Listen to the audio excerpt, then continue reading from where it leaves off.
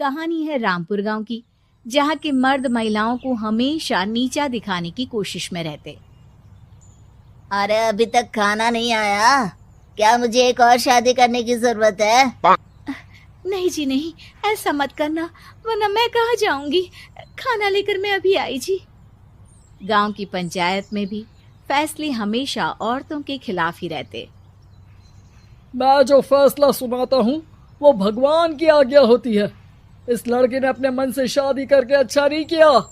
लड़के को घर भेज दो और इसकी शादी इसकी जाति की किसी लड़के से करवा दो, लेकिन ये लड़की, इसे तो गांव के बाहर निकाल दो।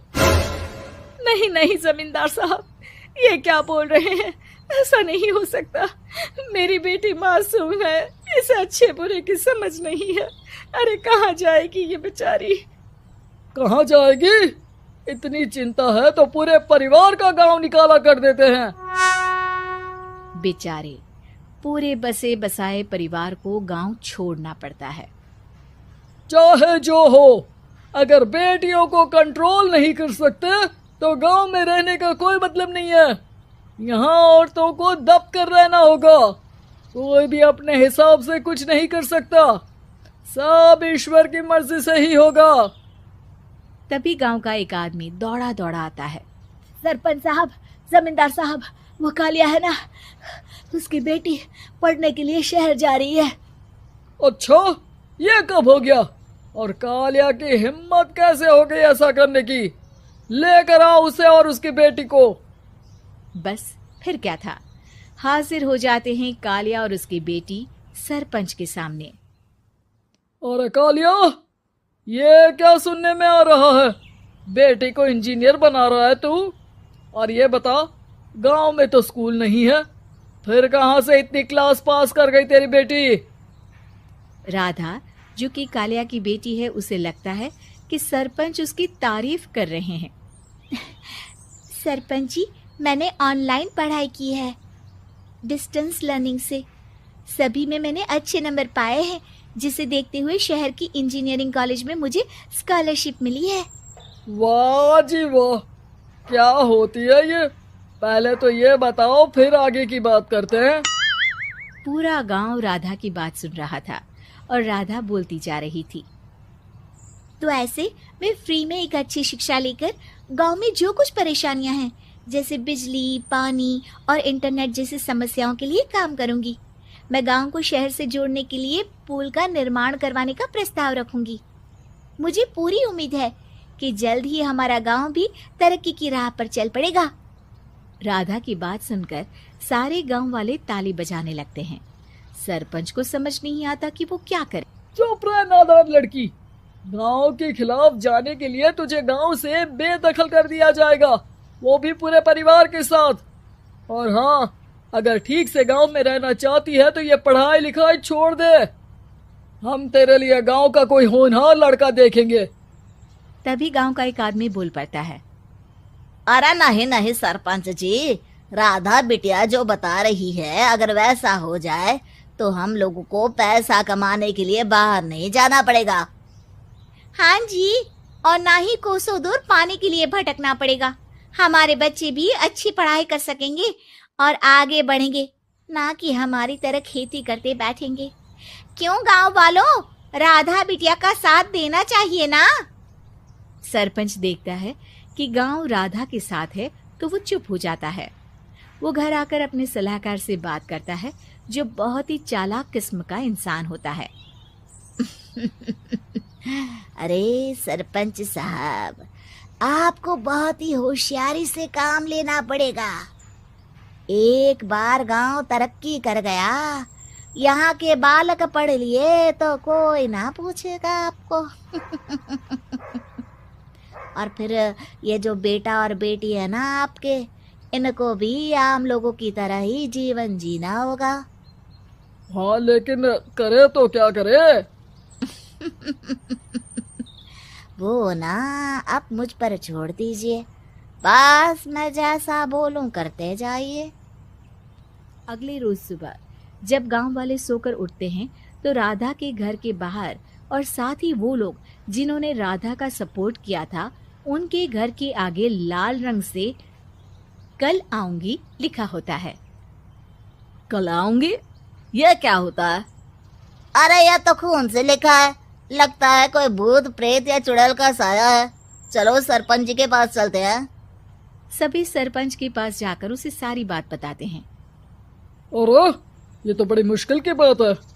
चलो मैं एक बाबा को जानता हूँ, उन्हें बुला लेता हूँ। सरपंच बाबा को लेकर गांव के घर के बाहर जाता है। ओहो, तो ये वो चुड़ैल है जो उन लोगों को निशाना बनाते हैं जो गांव को बदलने का सपना देखते हैं। वो गांव को ऐसे ही संपन्न देखना चाहती है। वो नहीं चाहती कि कोई बाहरी यहाँ का कायाकल्प करे। क्या तुम लोगों में से किसी ने गांव को बदलने की सोच रखी है? तभी राधा की माँ रोते रोते आती है। मेरी राधा घर से गायब हो गई है। अरे कोई तो बचाओ, मेरी बच्ची कहाँ गई?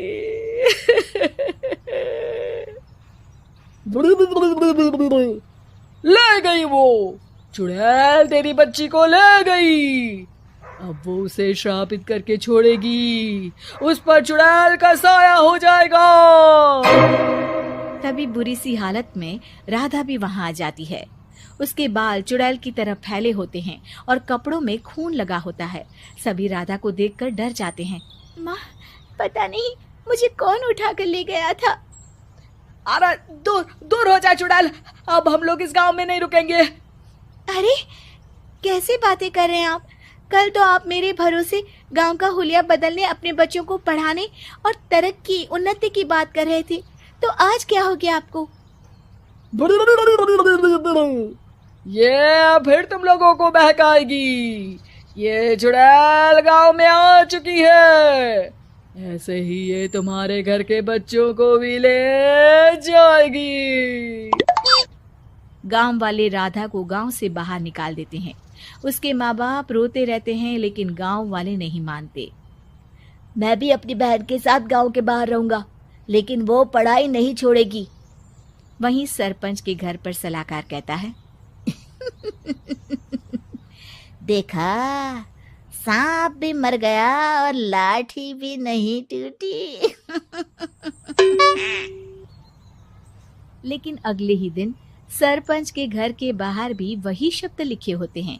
और फिर सरपंच की बीवी कहती है, हमारी बेटी को किसी ने अगवा कर लिया है। तभी राधा का भाई वहां आ जाता है। अरे गांव वालों, मैंने सरपंच जी की बेटी को देखा था। वो चुड़ैल उसे उठाकर ले जा रही थी। अरे क्या मजाक कर रहे हो? नहीं नहीं सरपंच जी, आप नहीं जानते। वो चुड़ैल अब आपकी बेटी में आ जाएगी, जैसे राधा के अंदर आ गई थी। तभी सरपंच की बेटी वैसी ही हालत में वहां आती है जैसे राधा आई थी। पापा, पता नहीं कैसे मैं गायब हो गई थी। चुड़ैल, इसके अंदर भी चुड़ैल का साया है, मारो इसे। अरे नहीं नहीं, इसे भी राधा के पास गांव के बाहर ही भेज दो। अरे चुप रहो, मेरी बेटी कहीं नहीं जाएगी और चुड़ैल वुड़ैल कुछ नहीं होता है। अरे कैसे बात कर रहे हो सरपंच जी? आप तो बोल रहे थे कि आपका फैसला भगवान का ज्ञान होता है, तो अपने पर बात आई तो अब आप ऐसे बोल रहे हैं। अरे ना ना ना, आपको अपनी बेटी को त्यागना ही होगा। अरे बुलाओ बाबा को। राधा का भाई बाबा को ले आता है, जिसे अब गांव वालों के डर के कारण सच बोलना पड़ता है। मैं कोई बाबा नहीं हूँ, मैं तो मोची था। ये सलाहकार महोदय ने मुझे कहा था एक्टिंग करने को। अब वो मुझे पैसे देने वाले हैं। अब मुझे माफ कर दो। गलती हो गई, मुझे माफ कर दो। तभी वहां राधा आ जाती है। देखा सरपंच जी, जब गांव के बच्चे साक्षर होंगे तो आप जैसे लोगों की चालाकी नहीं चलेगी।